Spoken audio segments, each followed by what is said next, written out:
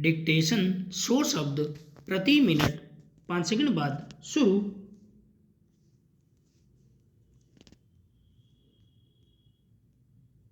शुरू। देश की आबादी की समस्या इतनी गंभीर हो गई है कि लगता नहीं इसका समाधान किसी नई क्रांतिकारी या मौलिक सोच से किया जा सकता है।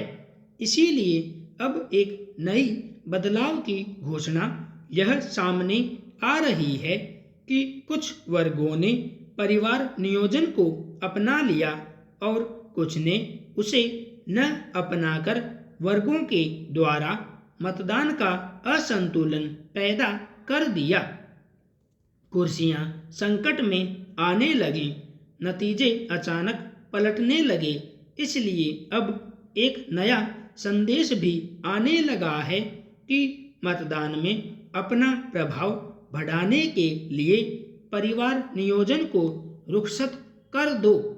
चाहे यह दूसरी बात है कि जब आबादी जरूरत से अधिक बढ़ जाएगी, देश चीन को पछाड़कर दुनिया का सबसे बड़ी आबादी वाला देश बन जाएगा, तो यहाँ कोई उद्यम नीति नहीं नजर आने देना है। बस खैरात के लिए अपने हाथ और फैला दें। देश और विदेश में भी कैसी विसंगति है कि हमारा देश ऐसी क्रांतिकारी घोषणाओं के मुहाने पर खड़ा रहता है। फिलहाल हमने अपने देश को दुनिया की 5वीं आर्थिक शक्ति तो कह दिया और जल्द ही उसको तीसरी आर्थिक महाशक्ति बनाने का संकल्प भी ले लिया। लेकिन दम तोड़ती हुई गरीबी के फैले हुए हाथ अपने लिए दान से कोई समाधान नहीं पा सके। लगता यह है कि क्रांति घोषणाएं चंद कदम चलकर नारों में तब्दील हो जाती हैं, क्रांति नहीं होती और बदलाव का एहसास भी जैसे मुंह चुराने लगता है। इस क्रांति के लिए कई आयाम इन घोषणाओं की धरातल से उठे हैं। आजादी की आंख खुली तो आबादी के लिहाज से विश्व में चीन के बाद भारत दूसरे नंबर पर है। इजराइल के बाद पहला देश था भारत जिसने परिवार नियोजन को एक सरकारी नीति के तौर पर घोषित किया। तब सरकारीकरण का जमाना था। अमृत महोत्सव तक आते आते यह सब मिश्रित हो गया। निष्प्राण सरकारी क्षेत्र को जीवन स्पंदन देने के लिए मिश्रित अर्थव्यवस्था के नाम पर निजीकरण की कार्यकुशलता का यशोगान होने लगा।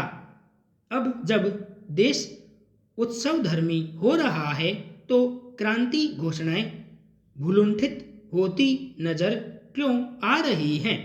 परिवार नियोजन का नारा उठा था, हम दो हमारे दो की लोक धुन पर, लेकिन यह धुन मध्य वर्ग की सीमा रेखाओं के बीच ही भटकती रही। परिवार नियोजन सर्वनियोजन न हो सका क्योंकि सर्वहारा शोषित वर्ग का क्षेत्र इतना विस्तृत हो गया कि कोरोना ग्रस्त महंगाई और बढ़ती बेकारी ने निम्न मध्य वर्ग को वंचितों और प्रवंचितों की श्रेणी में शामिल कर दिया। आबादी का विस्फोट किसी सीमा में बंधने के लिए तैयार नहीं हुआ। नई सूचना यह है कि वह दिन दूर नहीं जब दुनिया में सबसे अधिक जनसंख्या भारत में बसती नजर आएगी। चीन ने भी इसी अवधि में नारा लगाया था, हम एक हमारा एक। नतीजा यह निकला कि उनके यहाँ जवानों की संख्या कम हो गई और उनकी आबादी में बूढ़ों का बोलबाला हो गया। देखते ही देखते चीन बूढ़ों का देश कहलाने लगा। अब वहाँ भी नारों का मुखड़ा बदलने लगा। बस 2 या 3 बच्चे होते हैं। अच्छे के लिए ज्ञान के प्रकाश के लट्टू वहाँ जलते दिखाई देने लगे हैं। भारत में परिवार नियोजन के मसीहा इतने बरस यहाँ मिथ्या आंकड़ों की जादूगरी से अपनी सफलता की घोषणा करते रहे। अच्छे दिन लाने वाली और गरीब के खाते में 15 लाख भरने वाली नई नारायुक्त क्रांति शुरू हुई तो इसका क्रांति वाहन नोटबंदी का पहिया चलने से पहले ही लाइन से उतर गया।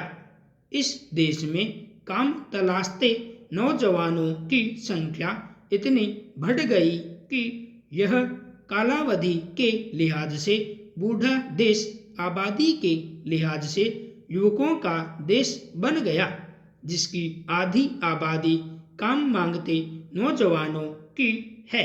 सरकार ने भी इनकी समस्या का हल फिलहाल उदार संस्कृति से कर दिया। उदार मुफ्त बांटने की संस्कृति। देश की कानून पीठ ने कहा कि इस देश की जनता को भूख से न मरने का मूलभूत अधिकार दिया जाए। देश की मुखिया ने सांत्वना दी कि हमने इस देश की भूखी आबादी में से 80 करोड़ लोगों में रियायती या मुफ्त अनाज बांट दिया है। जरूरत पड़ी तो और बांट देंगे। महामारी के प्रकोप से बेकारी बढ़ गई। अब भी रोजगार की नीति तो नहीं लौटी।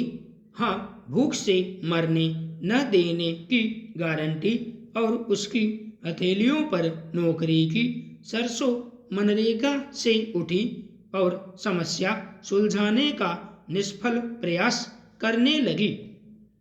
इसने लॉर्ड केन्ज की रोजगार की नीति की तरह अर्ध रोजगार का हल निकाला। बेकारों को पहले गड्ढे खोदने और फिर उनको भरने के काम पर लगा दो। अगर सब कुछ बढ़िया और ठीक चलेगा तो वे क्रांति और बदलाव का संदेश कैसे देंगे? माफिया, डॉन और नैतिकता की खिल्ली उड़ाने वाले लोग बढ़ रहे हैं तो क्या वह समाज में पतन के लिए गड्ढे ही पैदा कर रहे हैं? नेताओं का काम कितना बढ़ गया। उनके लिए इन सब संदर्भों में नए और अच्छे दिन लाने का काम पैदा हो गया। भूख और बेकारी का क्या है? इसका उपचार तो दान संस्कृति कर तो रही है। संपूर्ण विराम।